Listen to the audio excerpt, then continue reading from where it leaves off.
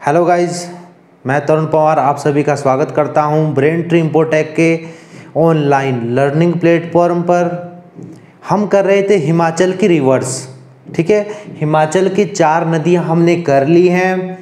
जो 5वीं नदी है हिमाचल की चिनाब नदी, उसके बारे में आज पढ़ेंगे। इससे पहले जो आपको टॉपिक मैंने नदी के ऊपर दिए थे या लेक्चर आप लोगों को दिए थे वो आप लोगों ने देख लिए होंगे। जिस बच्चे ने नहीं देखा है तो आप लोग वो भी देख लीजिए, क्योंकि काफ़ी इंपॉर्टेंट क्वेश्चंस आने वाले हैं या आते हैं। जो हिमाचल पब्लिक सर्विस कमीशन या staff selection commission Hamirpur question पूछता है तो उन नदियों से रिलेटेड काफ़ी क्वेश्चन पूछे जाते हैं।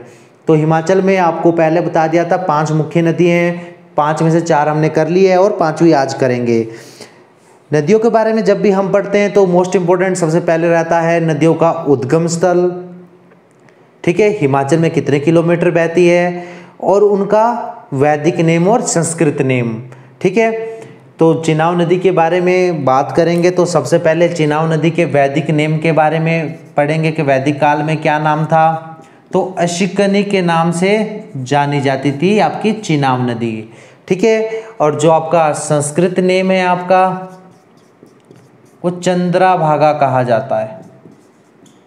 ठीक है, इन्हीं 2 धाराओं को मिलाकर जो आपकी चिनाब नदी बनती है, यहीं से आपको चंद्रभागा संस्कृत नाम दिया है। ठीक है, इससे पहले हमने जो सतलुज नाम नदी पढ़ी थी उसका वैदिक नेम संस्कृत नेम आपको बताया था। ठीक है, वैदिक नेम सतलुज नदी का आपको शतुद्री बताया था और संस्कृत नेम शातुद्रु बताया था। ये आपने ध्यान रखना है, एग्जाम में काफ़ी बार पूछे जाते हैं। आपको व्यास नदी का बताया था। ठीक है, अर्जकिया और विपाशा। ठीक है, आपको वैदिक नाम अर्जकिया और संस्कृत नेम विपाशा बताया था। उसके बाद रावी नदी थी। रावी नदी का आपको संस्कृत नेम और वैदिक नेम बताया था। संस्कृत नेम रावी नदी का इरावती है और वैदिक नेम आपका पुरुषानी है। ठीक है, अब बात करेंगे चिनाब के बारे में। यमुना के बारे में आपको बता दिया था, यमुना का कालिंदी बोला जाता है। चिनाब के बारे में आपको बता दिया है, वैदिक नेम अशिकनी है और संस्कृत नेम चंद्रभागा है। ठीक है, अब चिनाब के उद्गम स्थल के बारे में पढ़ते हैं कि चिनाब कहाँ से निकलती है और कहाँ पर हिमाचल को छोड़कर बाहर जाती है। ठीक है, तो सबसे पहले देखते हैं तो चिनाब नदी हिमाचल के 2 जिलों में बहती है। एक तो आपका लाहौल स्पीति है और दूसरा आपका चंबा है। ठीक है, जो आपका लाहौल स्पीति में है यहाँ पर चिनाब नदी का उद्गम स्थल है और चंबा में ये आपको हिमाचल को छोड़ती हुई दिख जाएगी। तो जो लाहौल स्पीति है यहाँ पर बारालाचा दर्रा पड़ता है, ये वाला। ठीक है, इसी दर्रे से आपका चिनाब नदी का उद्गम होता है। ठीक है, यहाँ पर 2 झीलें हैं बारालाचा दर्रा में। एक तो सूरजताल है जहाँ से आपकी चंद्रा धारा निकलती है और दूसरा आपका चंद्रताल है, यहाँ से आपकी चंद्रा नदी निकलती है। ठीक है, ये दोनों जलधाराएं यहाँ पर तांडी नामक जगह है। ठीक है, यहाँ पर मिलकर चिनाब नदी का रूप देती हैं। ठीक है, यहाँ से जब चिनाब नदी चलती है तो ये चंबा में प्रवेश करती है। भुजिंद से यहाँ पर जगह है भुजिंद, काफ़ी बार पूछा जाता है। भुजिंद से चंबा में प्रवेश करती है और संसारी नाला से चंबा को छोड़कर जम्मू कश्मीर में चले जाती है। जम्मू कश्मीर के पौडर वैली लगती है यहाँ पर। ठीक है, इस वैली में प्रवेश कर जाती है जम्मू कश्मीर में। ठीक है, आपने ध्यान रखना है। इसी बीच जो आपकी चिनाब नदी है इसमें काफ़ी इंपॉर्टेंट छोटी छोटी जो नदियां हैं वो मिलती हैं। जैसे यहाँ पर आपका मुन्नारवली, जम्मू नदी, ठीक है, तवी नदी, सेंचू नाला, मियार खड्ड, ये सारे के सारे आपके चिनाब नदी की सहायक नदी है, सहायक खड्ड हैं। इनसे क्वेश्चन काफ़ी बार पूछे जाते हैं। जो मियार ग्लेशियर है उससे मियार नदी को पानी मिलता है और मियार नदी आपकी चिनाब में मिलती है। ये क्वेश्चन काफ़ी बार एग्जाम में आया है कि मियार नदी किस बड़ी नदी की सहायक नदी है, तो आपने ध्यान रखना है इस चीज़ का। उसके बाद आपका चिनाब नदी को देखते हैं। चिनाब नदी हिमाचल में कितने किलोमीटर बहती है, चिनाब नदी की कितनी कुल लंबाई है और चिनाब नदी का कितना अधिग्रहण क्षेत्र है और चिनाब नदी का कितना जल ग्रहण क्षेत्र है, सारी बातें अभी पढ़ेंगे। और आपको बता देता हूं कि जल घनत्व की अगर बात की जाए,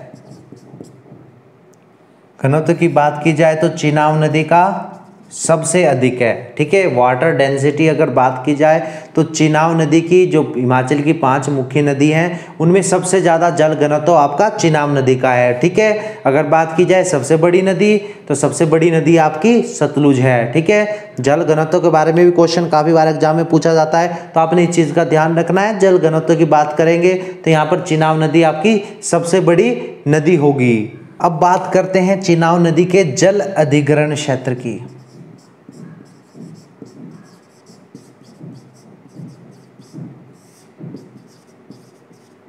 ठीक है, जल अधिग्रहण क्षेत्र मतलब कितने क्षेत्र को जल मिलता है, जल ग्रहण करता है।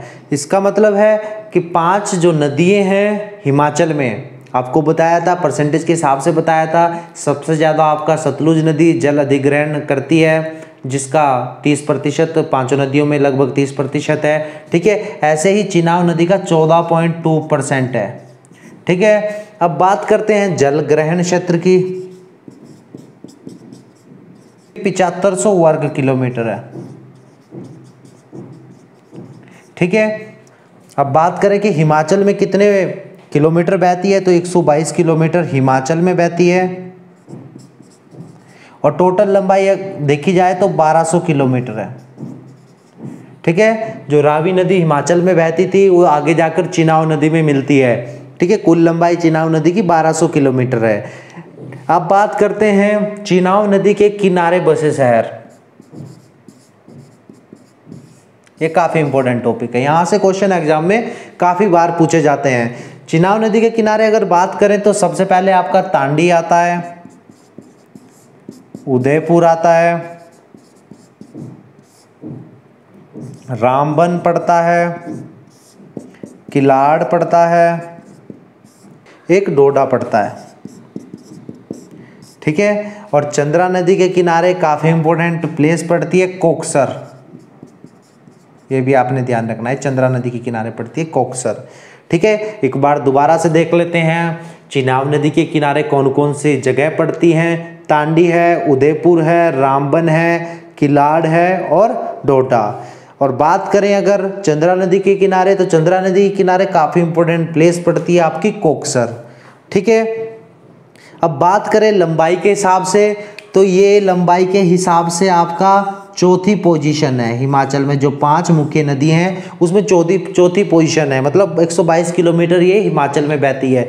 सबसे लंबी नदी हिमाचल की आपकी सतलुज है, दूसरे नंबर पर आपकी व्यास है, तीसरे पर रावी है, चौथे पर आपकी चिनाब आती है और 5वें पर आपकी यमुना आती है। ठीक है, तो आपने ध्यान रखना है, लंबाई के हिसाब से पूछा जाए तो ये चौथे नंबर पर है। जल घनत्व की हिसाब से पूछा जाए तो चिनाब नंबर 1 पर है, जल घनत्व सबसे अधिक है चिनाब नदी में। ठीक है, चिनाब नदी में सोना भी पाया जाता है, हिमाचल की बात करें तो चिनाब नदी में सोना भी पाया जाता था। ठीक है, वैसे ही सतलुज जो नदी थी आपकी उसको लाल नदी कहा जाता है।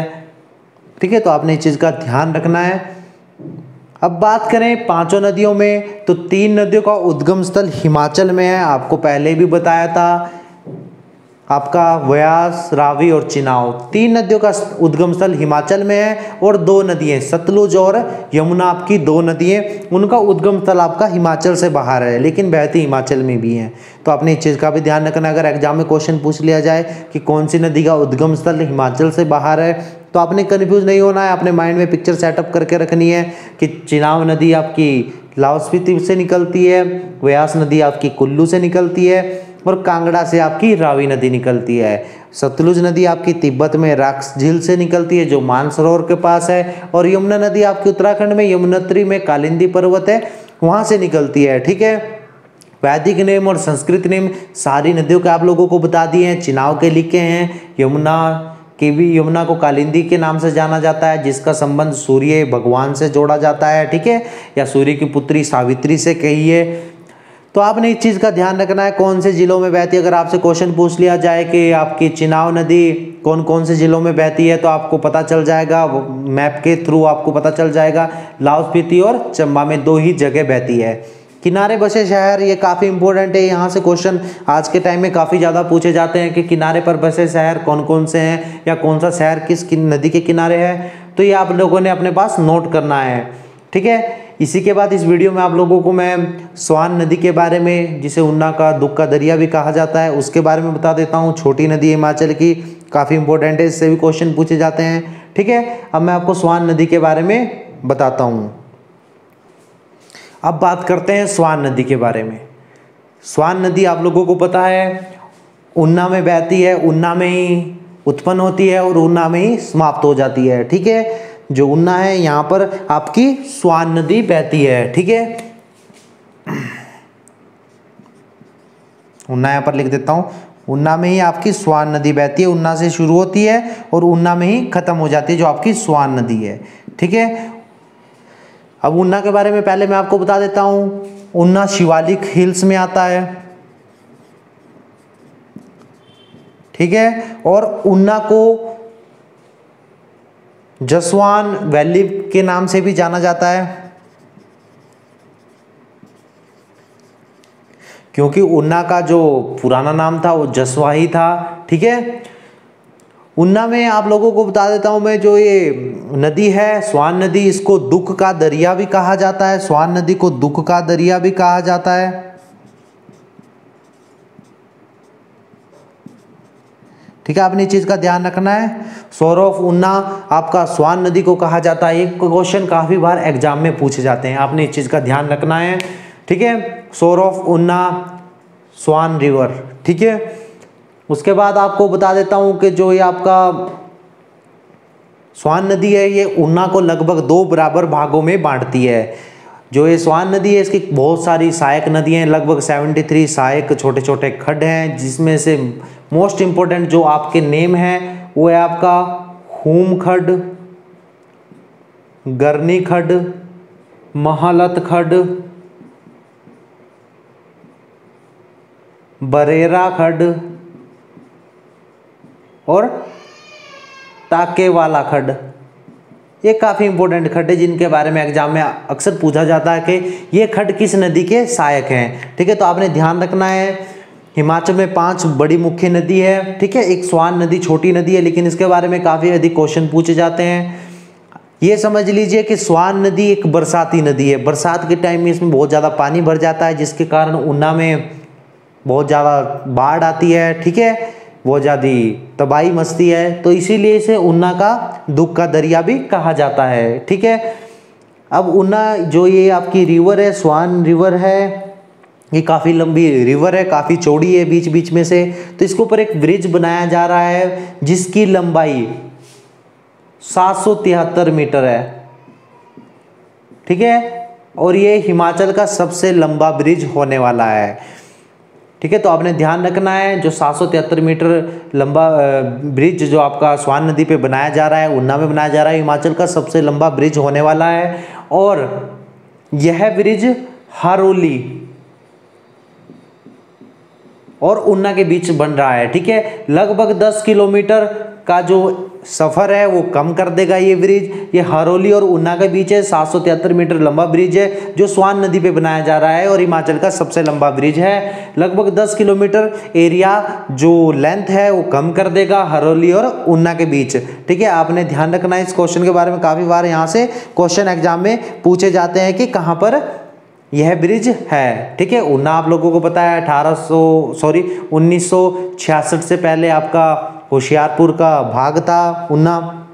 तो इस चीज़ का आप लोगों को बताएंगे जब हिमाचल की प्रशासनिक स्थिति के बारे में पढ़ेंगे, तो वहाँ पर ये आपको बताएंगे, ठीक है। इस प्रकार हमने हिमाचल की 5 मुख्य बड़ी नदियाँ और स्वान नदी के बारे में कंप्लीट अपना जो स्टडी है वो कर ली है। जिन बच्चों ने पिछली वीडियो नहीं देखी है, आप कृपया करके वो वीडियो देख लीजिए, आप लोगों को काफ़ी नॉलेज मिलेगी। और एग्जाम में जैसे क्वेश्चन आज के टाइम में पूछे जाते हैं उसी हिसाब से हमने वीडियो बनाई है, ठीक है। तो आपकी 5 नदियाँ हिमाचल की हो गई है और स्वान नदी हो गई है, ठीक है। अब नेक्स्ट लेक्चर में मिलते हैं।